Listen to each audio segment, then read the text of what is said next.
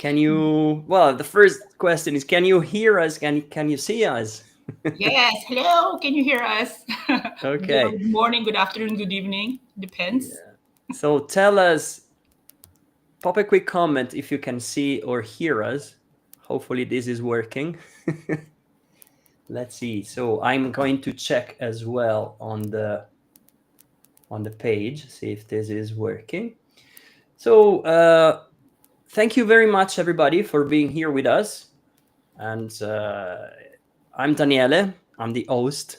I'm an English.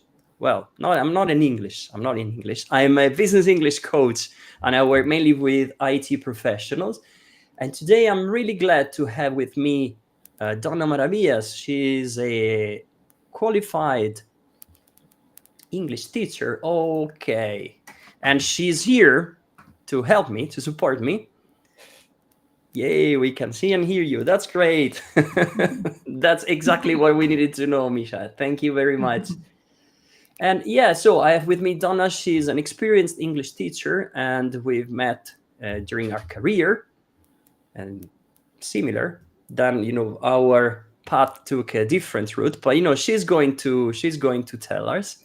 So Donna, tell us, who are you? Okay. All right. Yes, like what you said, I'm a certified English teacher. I've got a CELTA qualification and I've been teaching for more than 10 years now. I teach to different levels like young learners, teens, and adults. And I also serve as a speaking examiner for a prestigious board, examining board.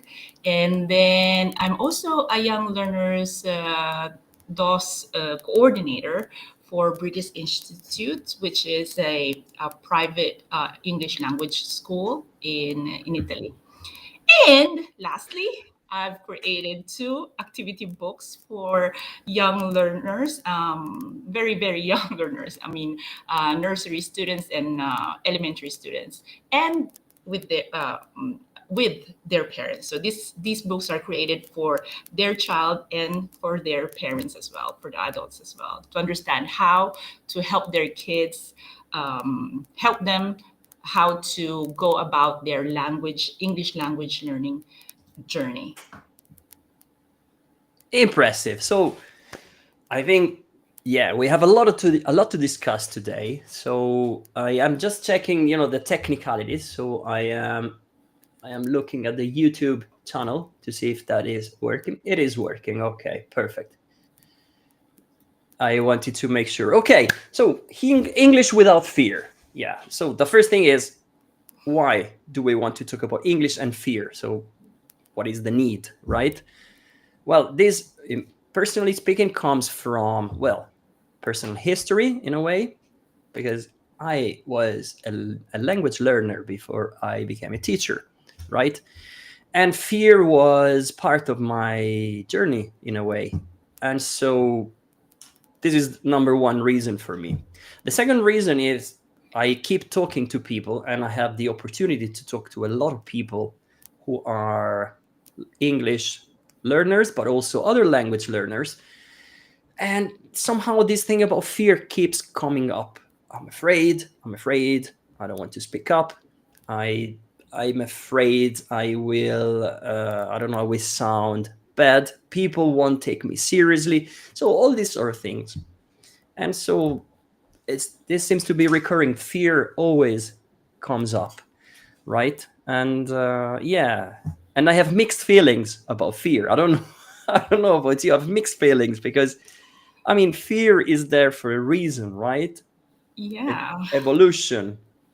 So fear is definitely. what helped us survive in the forest, in the wild. Yeah, that's true. That's Yeah, the fight or flight thing that they mention a lot. exactly.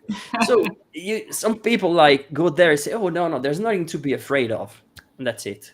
But it doesn't work that way, I believe. Mm-mm, So fear is there for a mm-mm, reason. And my mm-mm, point is, it's better to learn how to live with fear rather than thinking, "Oh no, no, no, I need to overcome fear," mm-hmm, mm-hmm. which is impossible. Yeah. So Yeah. good. So Yeah. like, Donna, I would like, to keep it real. I have some comments, some phrases, things that that people have shared with me, and I think it's a great way to get started. So using the actual comments, the actual idea, the actual fears that people have shared. Like, for example, yeah, a few weeks ago, someone told me more or less, like, sometimes I speak to myself in English and I am fluent Mm. in my mind, but then in real life I freeze, so I can't speak, like words really don't come out. Yeah. So I Yeah. don't know. Is this like perfectionism, fear of judgment? Yes. What would you say? Like, has this ever happened to you? First of all, have you ever heard? Definitely, definitely, all the time, all the time. And mind you, I am a teacher, and I'm a teacher of English, and I am proficient in English, but I still see myself as a learner of the language. Okay, especially in this field of teaching, I have to know what's going on. I have to keep up with the times. So I still see myself as a lifelong. I think I'm going to be a lifelong learner. Okay, so and when it comes to this fear of being judged, oh, it's always there. So it's up to you to face that, to reflect on that, and understand whether there's truth in those judgments, in those criticism. I often tell myself, do I have to listen to them? So if they're not worth my time, and if they're coming from people who are not experts, then why waste your time listening to them? And it's and that's what keeps me, moving. Yeah. Yeah. And I hope that those students who are there get to understand that, and move on, because don't waste your time and keep on repeating and repeating inside your head, what happened, what did I do wrong. Learn from it if needed, if you think it's worth learning from, if it's valuable. Remember, we've got what we call, there are two types of criticism, and that is something that you could work from, which is, okay, I forgot already the word. Constructive Whoa. Okay. criticism, right? And that is valuable. And of course, you have the destructive criticism. So think about that. Is it constructive? Is it valuable? Then if it's not, then go ahead. They don't understand your journey, and therefore you shouldn't listen to these people. And uh, and let's lessen our self-consciousness. I know it's so easy to say, but it's hard to do.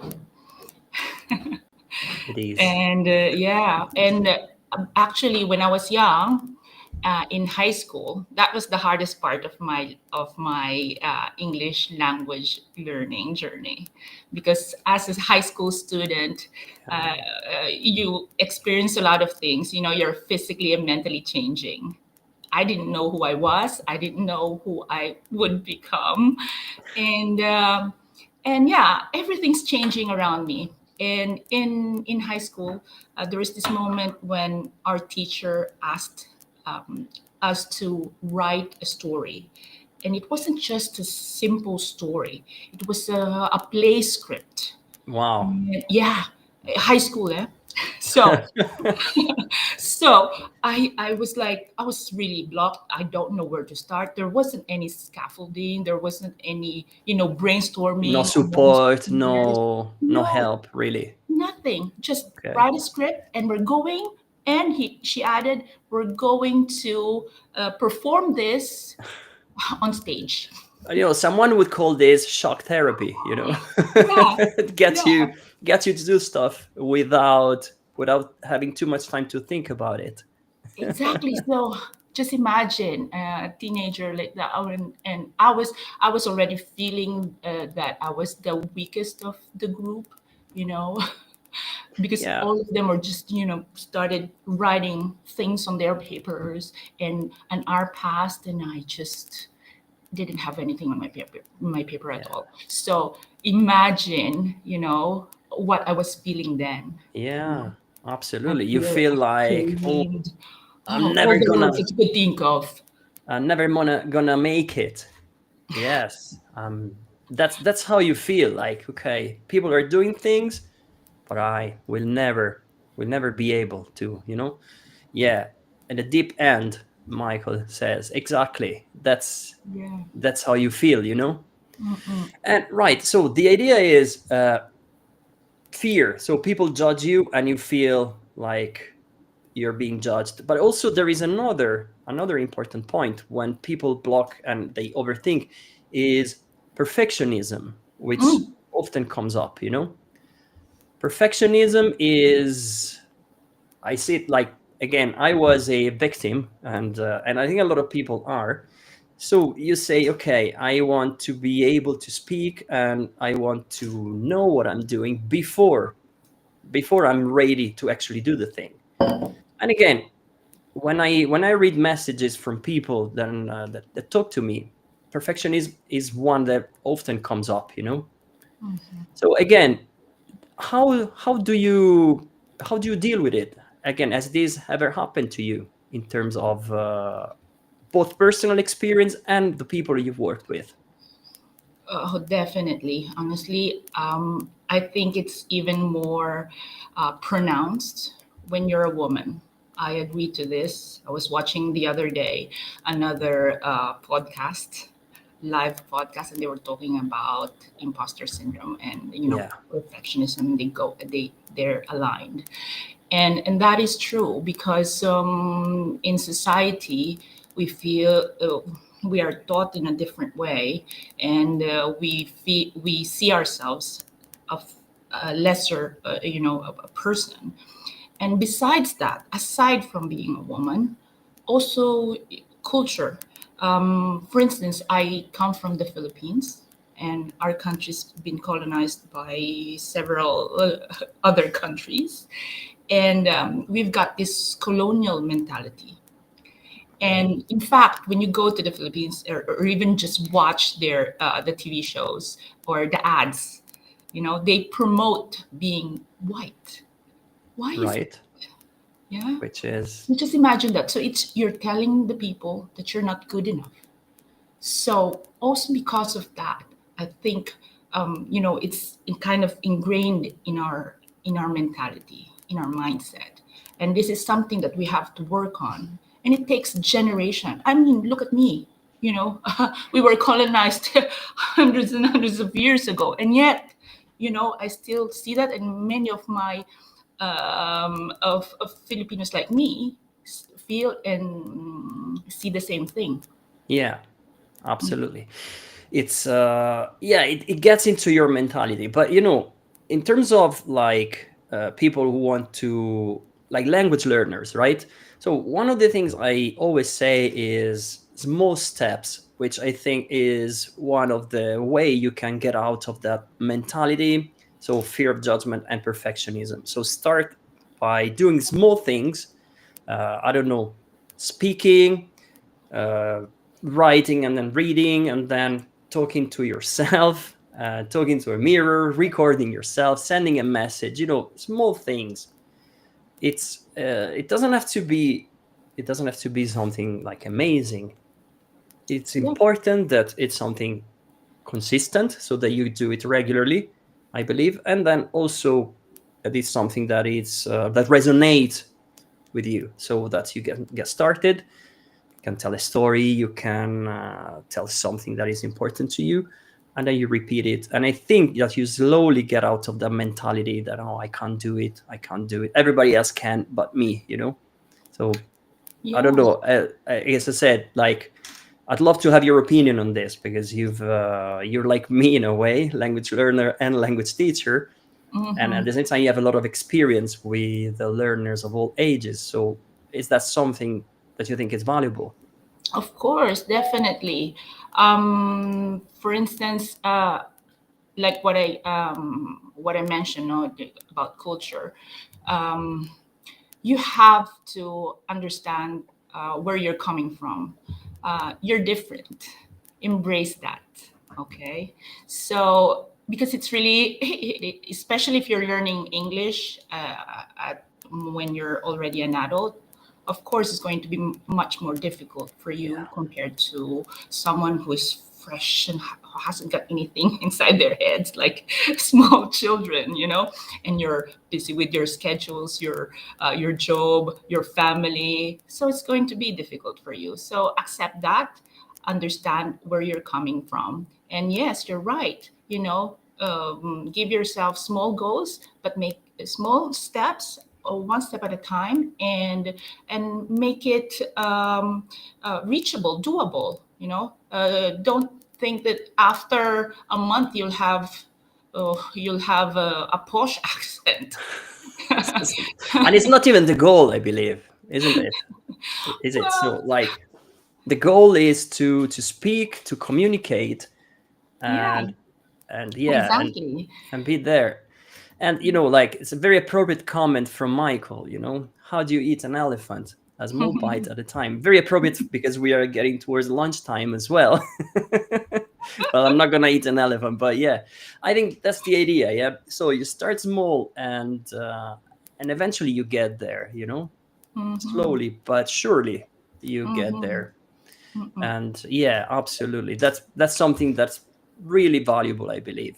Yeah, the unrealistic expectations sometimes, believing Yeah, that everything happens quickly, and it's not. It's a learning process, it honestly. is. Yeah, it's like No, life. exactly, it's a journey, it's a learning process, and in a way it's a never ending journey, but that's that's a different story. Now, there's another point that comes up often when I talk to people, right? So, and I'm gonna read another comment that I think sounds really interesting. So, like, I spend so much time trying to find the right words that I sound not confident. So, Mm. this is when people feel they're too slow, or that, and then they end up losing confidence and they say, okay, no, I'm not gonna speak. Mm. So again, to me, this opens the whole debate around fluency and speed and clarity. I have my own opinion, but first, I'd love to hear your opinion on this. Okay. So, Um, speed, fluency, and clarity. What's the relationship? well, fluency and clarity. Yes. When when you're aiming for clarity, uh, you should not be thinking of your speed. Honestly, even right now, I mean, I'm not speaking really fast because I'm thinking of what I want to say. Yeah. So pausing is perfectly fine, and but I do want to be the devil's advocate in a sense that, okay, pausing is fine, but silence can be a little bit awkward. Hmm. And of course, when pausing becomes silent, then there you have a problem. Okay. And that you have to, again, talk to yourself. Okay, what's going on? What's wrong? Is it the fear again creeping in? Right. Or do I lack practice? I like the techniques, the strategy that will help me, move on with the topic, move on with the conversation. Conversation is an art, and it's something that we have to work on every day. I still do. I still struggle with this, especially when you're conversing in a very informal manner with your colleagues. Yeah. You don't know how to approach the other person because you don't know anything about him or her. You're in a new, uh, let's say, environment. You don't know how to react because it's a different culture from yours. So yeah, you have to understand that and work from it. And if Yeah. the first time you try it, you failed, you felt you failed, because more of the time it's only our feeling, but actually you're learning from it. And tell yourself, okay, next time, what am I going to do? Hmm, I'm Exactly. going to study. Okay, next time I meet Lucas, I can't remember Lucas, I'm going to talk about his book that he loves so much, And yeah, practice really, Yeah. preparation. Even though it's about, informal conversation, we do kind of prepare ourselves somehow for this. Yeah. If you really want to have a good conversation, okay? Because and it will still feel natural, okay? So there's tips and tricks when it comes to having a good conversation. Absolutely. And I love you used one of the key words, which is strategy, in my Mm, opinion. So even for a casual conversation, when you have to get started, it's good to yeah. have a strategy. So the things that you want to do regularly, so Mhm. that you get some energy, and at the same time you get some consistency. And it's not like a one-off and then you stop doing it. You somehow have the strategy, you have the tools to build up that sort of confidence that then you can use regularly. And yeah, this is why, again, another thing that I really value is like you have to be strategic with this. It's not, oh yeah, go It and speak. is. Slow down, okay? So take one step back, slow down, go really slow, and get, for example, the structure of the language. Start by using simple phrases, and then Mhm. slowly learn how to connect them. And this is also something really useful for another point that people often mention, that they need to translate in their head. So they Mm, slow down, they lose momentum, and somehow their conversation becomes awkward because exactly. they keep translating. So this is why I say, Mhm. okay, it's not a race, it's not a competition. So slow down as much as you need to, and then if you're interested in speed, then you Mhm. can pick it up from there. So first you slow, you learn the basics, you learn the flow, and then you can increase the speed if you want. Mhm. But clarity, I think, is my go-to word, my, I Mhm. don't know, my beacon. Yeah, I yeah, think, I mean, we are in an international world. It's global, yeah, global English. So clarity is the most important, in my opinion, so yes, that we can communicate across the globe. Really, yeah, yes. And talking about strategies, uh, for instance, when we prepare students for examinations, speaking tests, we teach them to understand how to go about the conversation, by asking questions, for instance. And this you can prepare ahead of time, uh, based on the topics that you think is common, okay, for their age, for instance, for their level. Yeah. So, for example, if you're okay, I'm going to say B1 level, for instance, you should be which is able. intermediate, yeah, an Yes, intermediate level, yeah, exactly. So you should be able to talk about your likes and dislikes, talk about the weather, talk about your past holidays, your experiences, and your future. And knowing the topic, ask questions about that, formulate some questions about that. And honestly, this of course it's helpful during the exam, but it's also helpful for in real life. So so yeah, there, and exactly, follow-up questions. Um, and follow-up questions, they're very useful language. For instance, ask why. Why did you say that? Where did you Mm, go? Who with? Did you enjoy? okay, So yeah, yeah, and it's and like practice, practice, practice. kind of open questions as well. That's good, yeah. So it's a way to engage, to get speaking, and to start, and by starting with familiar topics, I think it's the best way. True. If it's not relevant to you, you won't remember anything. Yeah, yeah. Now, another thing that is close to my heart, when I talk to people, and again, this is something that I see very often. Just a comment that I got a few weeks ago. Again, like, I've lost job opportunities because of my English. Yeah. So this is something that can bring you down, uh, shame, or I don't know, regret. But like, Mm. how can we really move past the shame of missing opportunities? Because at the end of the day, it's not the end of the world, I believe. But what do you think, Donna? Okay, yeah. First, yeah, like what I said before, reflect on it. Okay, get what you want, what you could learn from it, uh, and uh, and then take the other step and try to visualize where you would like to go.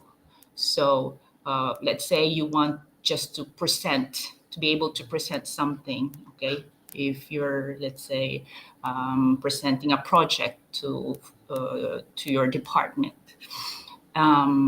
Okay, so focus on that and how to do that, and face your fears. I know it's so Back to darn. fear, huh? Back to Yeah, fear. yeah. So practice. I know people say, okay, talk in front of the mirror and things like that. Yeah, it helps, and that helps when it comes to presentation, for instance. Okay, if you were going to talk in front of a lot of people on stage, and that's good.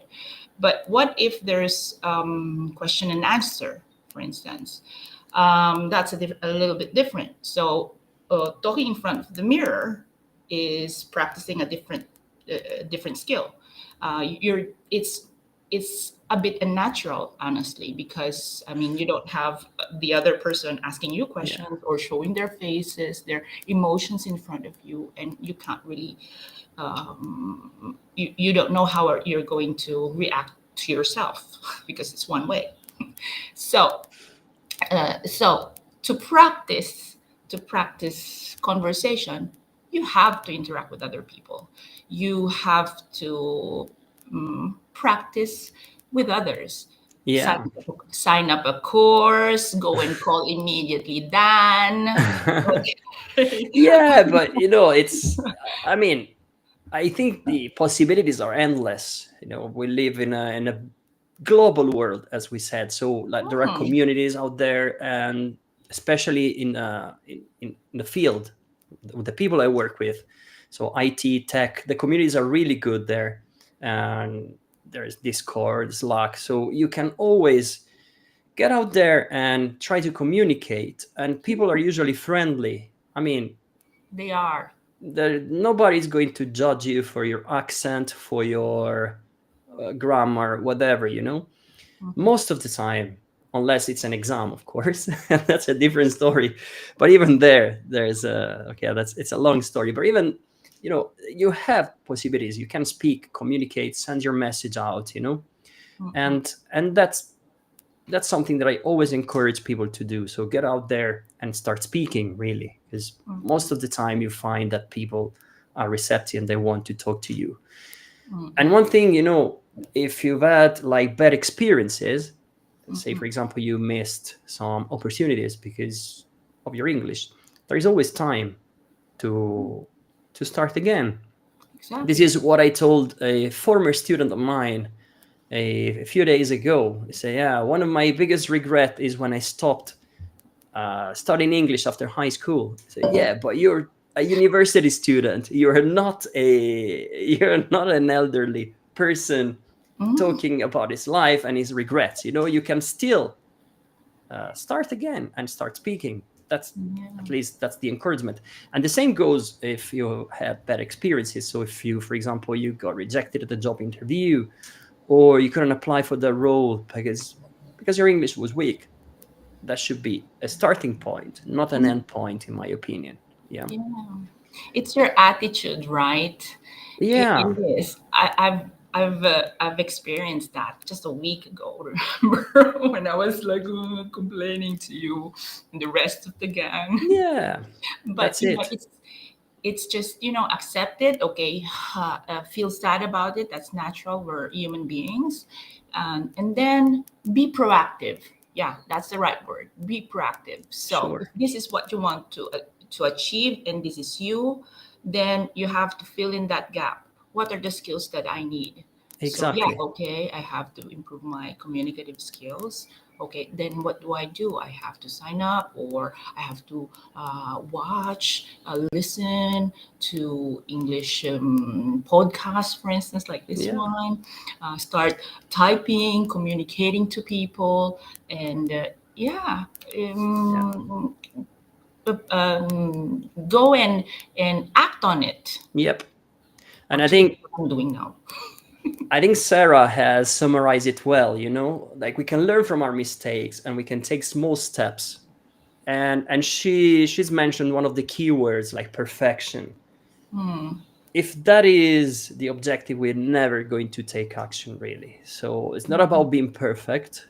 I'm not Mhm. perfect, and I guess you're not perfect, Donna. I don't know. No, I'm not. No, And I'm then not. devise our own strategy so that Mhm.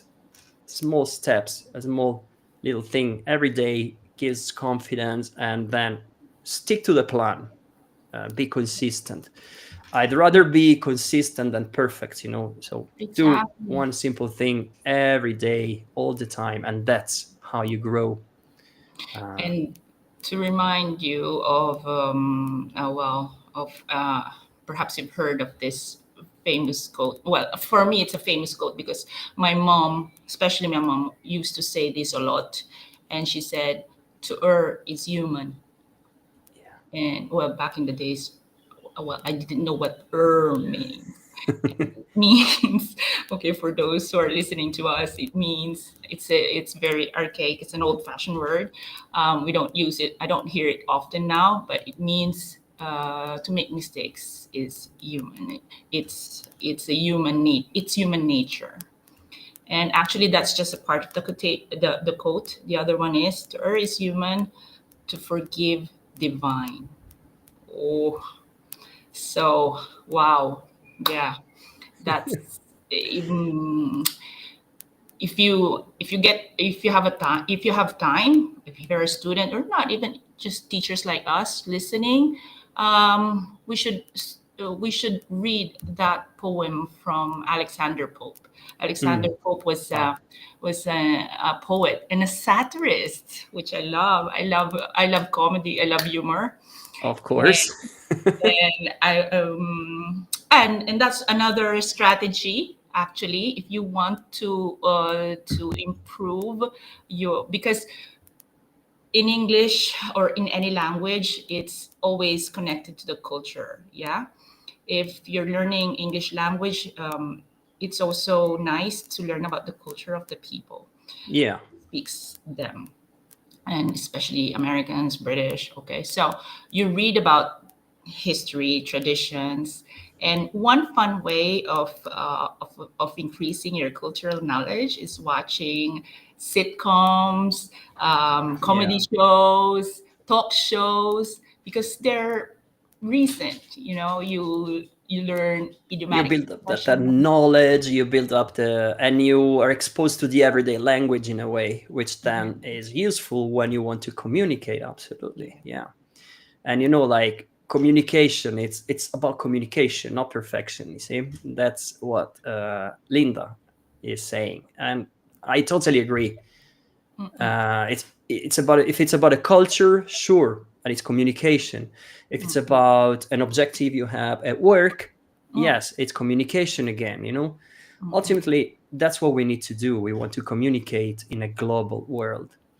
And we've seen some comments. So if there are more ideas, if there is something you want to share, feel free to post a comment. And if you have a question, really, uh, we'd be happy to answer. Now, I have one last point that I wanted to discuss, which is around personality. So mm. another interesting message I got a while ago was, I don't sound like myself in English. and I miss personality. I miss those shades. I miss nuance. Yeah. Mhm. And it's about finding your voice in a different language in a way, which is not easy. Or and is that even an objective to find the same voice, or should we have a different voice in a different language? What's your take on that, Donna? I'm gonna change that altogether because I don't think that you don't have a voice. I think you have, because for me it's your opinion, your ideas. I think it's more of like a question of feeling comfortable with your voice.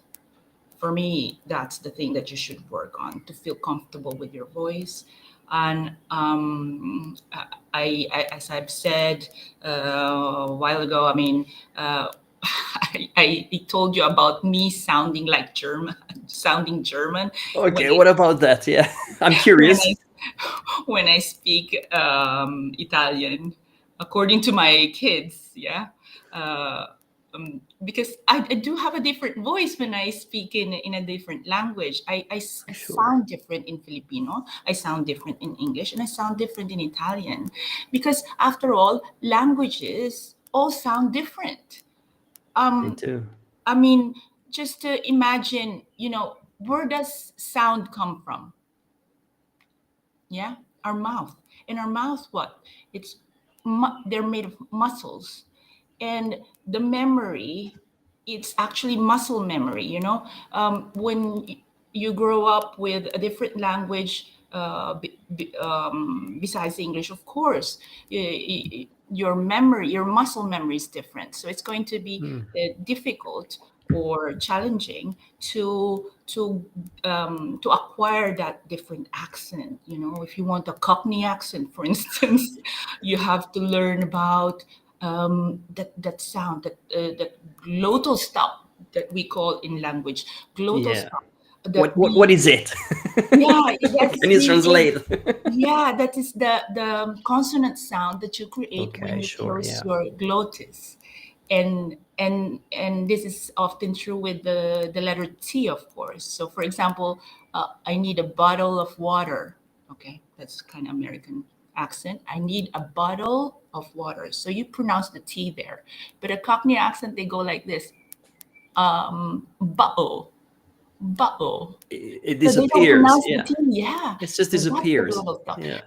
And well, of course, if you want to have that accent, you want the posh, or want, you can. It's not impossible. It's doable, but you need to train for that. Yeah. Okay. But then, I think we go back to the point around clarity. Mm, So, is that really necessary? exactly. So, we all have an accent. We all do. All of us. Mm-mm. Even in our native language, we do have an accent. So, what's the point? I don't know. I don't Yeah. think we should work on reducing that. Rather, our accent is something that enriches the conversation. Now, I strongly and firmly believe we should work on pronunciation, because pronunciation is what makes us clear. Mm, But pronunciation understand. and accent are two very different ideas. So, Exactly.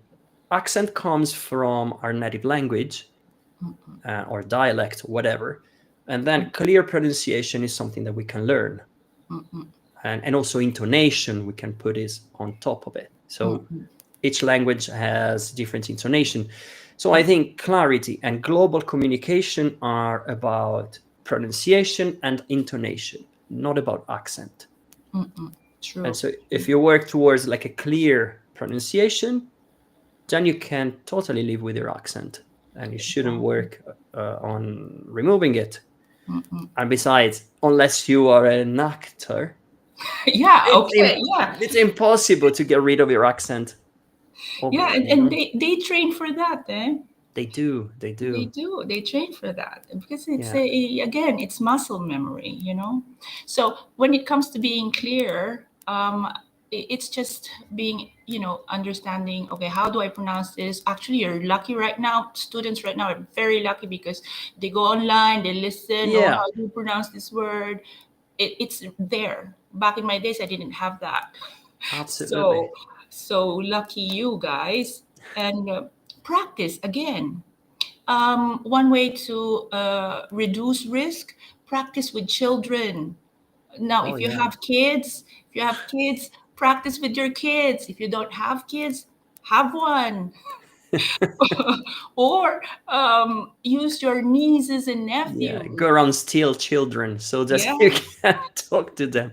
Yeah, I mean, children are good in a way because they're usually non-judgmental, so you Mm, can take the liberty of talking to mhm, them, and they're not there to judge you usually, mm. and their ego is somehow smaller than ours, so Yeah. that's easier. And you have a lot of experience with children. I think a lot of the teaching knowledge you have comes from working with children, Yes. and then you adopt strategies when you work with adults as well. So Mm. yeah, so would you say like working with children has helped you in Yes. terms of teaching all groups eventually? Yeah, because you get a lot of ideas. You evolve with your techniques, and yeah, and that's one thing that I also learned when teaching young learners and adults. Adults, they're so self-conscious. Kids, they don't care. Teachers don't care. They copy you. They'll say what they want to say. If it was wrong, it's fine. But adults, sadly, we're too self-conscious, and Yeah. that's what we really have to work on. Okay. Yeah. Don't worry about your mistakes. Go ahead. Practice, practice, practice. um, And and that's also what you recommend in your book, like parents can work with children towards the same objective. So because we are used to the idea that children go to school and then there are teachers there that teach them, but it's also an opportunity for parents to practice the language, but Mhm. also to bond with their children. Right. And that's what I love about your approach and the approach you mentioned in your book as well. So the activities are not only for children that you forget about them, but it's an opportunity to sit with your kids and do the activities with them. There's something for you to learn and something for the children to learn. Yeah, Mhm. so I think that's Because precious. Yeah, because you go beyond just, the language itself. It's a time spent, quality time spent with your children, honestly. And you're showing them to love learning, okay? To be persistent, to persevere, to love reading because you're reading with them, yeah? And if ever they make mistakes, it's okay, let's move on. So you're teaching them confidence, to have the grit, to Absolutely, persevere. absolutely. So it's a lot. It's more than just language itself, you know. How could you do something like that if you don't if you don't spend time with your children? Yeah. Ah, yeah. If you just leave them with their Where do I tutor at sign? school. Yeah. I think it's that's the main idea. Yeah. Right. Okay. So we are towards the end. We spoke about fear, Oh. perfectionism, shame, all these things that are linked to speaking a different language. Now, if you guys have questions around these topics, again, we'd be happy to answer. And yeah, as I say, we are towards the end. So if you have questions, feel free to write in the comment. We can read you. And yeah, so I'd like to close with anyway to give some like a positive sort of take. It's not about being perfect; it's about being understood, right? And this is, to me, this is the key message, right, out of today's a talk that we've had. Yeah, Mhm. it's perfection doesn't exist. Uh, the perfect English speaker hasn't been born yet. I think maybe the King Charles, is he the perfect English speaker? We don't know really, but it's not what we're interested in. We're interested in communicating, being understood, and getting out there. We have this incredible opportunity. We have this language which connects us across the world. So we don't need to be perfect. We need to get out there and speak. And that's my main take. I don't know about yours, Donna, but this is the key message for me. What would you say? Yeah, that language learning is a process. I've said it several times. Think of it this way: it's not a sprint; it's a marathon. Okay, so it will give you the ups and downs. You one day you feel, oh, wonderful, and the next day you'll feel a little bit sad because you did Yeah, something wrong. But that's okay. That's it means when you make mistakes, meaning you're learning. Okay, so just go ahead and yeah, move up. Don't exactly. stop that And achieving your goals. exactly. And if I may add something, it's a marathon with no destination, right? Because we keep running day in, day out. It's a journey, really. There's no clear destination. The journey is the thing itself. So communication, speaking, and that's how we grow, right? And have Uh, fun. Try to have fun. exactly. Yeah, have fun. Have fun. Yeah, celebrate the small successes that you get out of it. Celebrate because Absolutely. you often downplay yourself. But when you do great things or even small things, celebrate because that will help you. Okay, oh, I'm doing good. Okay, I'll do it Yeah, again tomorrow. great. Well, thank you very much, Donna. We Thank finish on a you. positive note around celebration. So celebrate your effort, celebrate whatever you're doing to take those small steps and eventually get there. So thank you very much, everybody, for watching. Thank you, Donna, for being here with me. And My yeah, pleasure. Thank you for inviting me, for having absolutely. me. Always a pleasure. Bye, guys. So I see you in the next live. Okay. Thank you very much for sticking around.